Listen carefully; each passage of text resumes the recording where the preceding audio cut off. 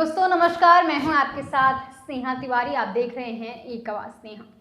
दोस्तों, उत्तर प्रदेश विधानसभा चुनाव काफी नजदीक आ गए हैं। विधानसभा चुनाव नजदीक आ गए हैं तो लगभग सभी पार्टियों ने तैयारियां शुरू कर दी हैं कि किस तरीके से विधानसभा चुनाव में जनता के बीच जाना है और जनता से उनके वोट लेने हैं, चाहे वो किसी भी तबके का इंसान हो, किसी भी समाज का इंसान हो। बीजेपी ने भी बहुत अलग अलग योजनाएं बनाए हैं, समीकरण बिठाए हैं कि किस ब्राह्मण समाज से इतना वोट लेना है, दलित समाज से इतना वोट लेना है, मुस्लिम समाज से इतना वोट लेना है। इसी तरीके से सपा, इसी तरीके से बसपा और इसी तरीके से लगभग सभी पार्टियों ने काम करना शुरू कर दिया है। अपने अपने समाज को मनाने की जिद्दोजहद के बीच कहीं ना कहीं लोग ये भूल चुके हैं कि असल में हमारे मुद्दे क्या होना चाहिए।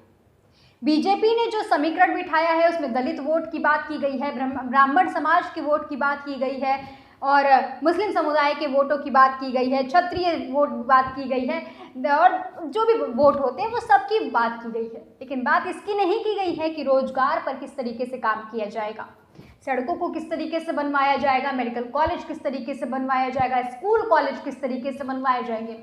इन सब मुद्दों पर बातचीत नहीं हो रही है। लेकिन विधानसभा चुनाव के आसपास जिस तरीके से तैयारियां शुरू की गई हैं, उन्हीं के साथ शुरू हो गई हैं एक अलग सी मनमुटाव आम जनता के बीच में। अब आम जनता के बीच में हिंदू मुस्लिम का बीज बोना भी शुरू कर दिया गया है। मुस्लिम समुदाय के इतने वोट हैं तो इस पार्टी में जाते हैं, नहीं जाएंगे तो हम मुस्लिम के लिए ये करेंगे तो वो हमारे पास आ जाए। इसके साथ ही अगर हिंदू समाज के लोग हैं तो उन्हें बनाने के लिए ये करेंगे, ये करेंगे, ये करेंगे और भी तमाम बातें इस तरीके से चल रही हैं। 8 अगस्त को दिल्ली के जंतर मंतर पर जो हुआ वो शायद आप सबने देखा होगा। किस तरीके से एक विशेष समुदाय को टारगेट बनाया गया, उनके खिलाफ नारे दिए गए, काटो बांटो चीरो तमाम तरीके के नारे दिए गए। बीजेपी के पूर्व प्रवक्ता अश्वनी उपाध्याय द्वारा जंतर मंतर पर यह भीड़ इकट्ठा की गई थी। काफी संख्या में लोग वहां पर मौजूद थे, छोटे छोटे बच्चे वहां मौजूद थे और सब विशेष समुदाय के लोगों के लिए काटने बांटने और भी तमाम तरीके के नारे दे रहे थे लोग। उन छोटे छोटे बच्चों का क्या कसूर है? उन्हें क्या पता है कि हिंदू मुस्लिम में क्या हो रहा है? उन्हें क्या पता है कि ये राजनीति के चक्कर में काटो बांटो जो चल रहा है इसका असर उनके फ्यूचर पे किस तरीके से पड़ने वाला है? और उनके फ्यूचर पर पड़ रहा है, इसका मतलब हमारे देश के भविष्य पर ये असर सीधा पड़ने वाला है। इस तरीके के कृत्य से सीधे सीधे मुझे सीए एनआरसी को लेकर जो दंगे हुए थे वो याद आ जाते हैं। किस तरीके से दिल्ली में दंगे हुए थे, उत्तर प्रदेश में दंगे हुए थे, लखनऊ में दंगा हुआ था। इस तरीके से कितनी जानें गई थी, आग लगाई गई थी, चौकियां जला दी गई थी। क्या एक बार फिर से उन तरीके के दावतों को भड़काने की प्रक्रिया शुरू हो चुकी है? ये सारा प्रयास इसीलिए किया जा रहा है ताकि उस तरीके से दंगे हों और लोगों के मन में हिंदू मुस्लिम बैठ जाए और फिर पार्टियां आसानी से वोट लेकर चली जाए। इसके साथ ही तमाम मीडिया चैनल्स ने ये खबरें चलानी शुरू कर दी हैं कि किस तरीके से कौन से समाज किससे खुश है, कौन से समाज का वोट किसके पास जाएगा। अभी आज तक का लखनऊ में ही पंचायत हुआ था, पंचायत आज तक। उसमें एक फोटो काफी वायरल हुआ। फोटो में एक तरफ हिंदू के सिंबल थे, एक तरफ मुस्लिम के सिंबल थे। उन दोनों को तौलने का दिखाया गया था कि कौन भारी है, कौन ज्यादा ऊपर है, कौन ज्यादा नीचे है।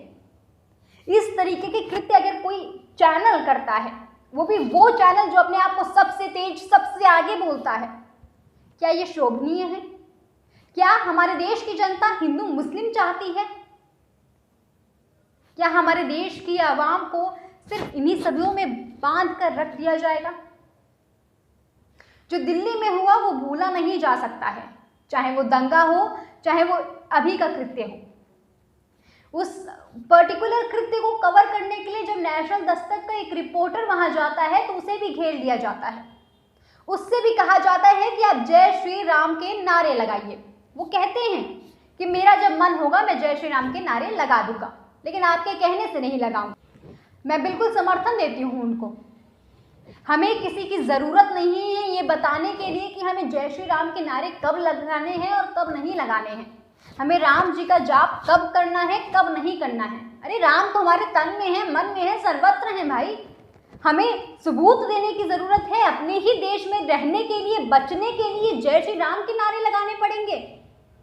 अगर ऐसा है तो सोचिए हम कितनी बुरी कानून व्यवस्था में जी रहे हैं। दिल्ली में जब ये सब कुछ जब हुआ तब दिल्ली पुलिस कहाँ थी? ऐसे तो बात बात पर फोर्स चलाई जाती है, बल प्रयोग किया जाता है, तब आप क्या कर रहे थे? कहाँ सो गए थे? कौन सी नींद आपको इतनी ज्यादा भा गई थी कि आपने ये सब होते हुए नहीं देखा? अभी हाल ही में दिल्ली पुलिस के कमिश्नर बनाए गए हैं राकेश अस्थाना।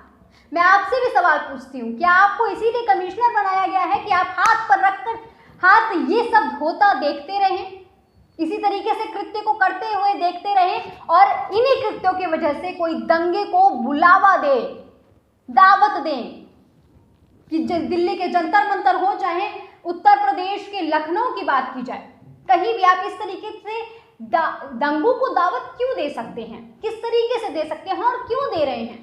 उसके पहले कोई कार्यवाही क्यों नहीं कर रहे हैं? उसी वक्त आपकी पुलिस बल आपने भेज के क्यों नहीं उन्हीं सब चीजों को शांत कराया? तो सब लोगों को घर भेज दिया? क्यों ये सब होता हुआ देखते रहे आप लोग? और उसके बाद तो ये वीडियो भी वायरल हो रही है। सोचिए, हमें अपने ही देश में रहने के लिए, अपने ही देश में जीने के लिए, शांति से जीने के लिए कुछ सबूत देना पड़ रहा है। बड़ी निंदनीय बात है, बड़ी अशोभनीय बात है।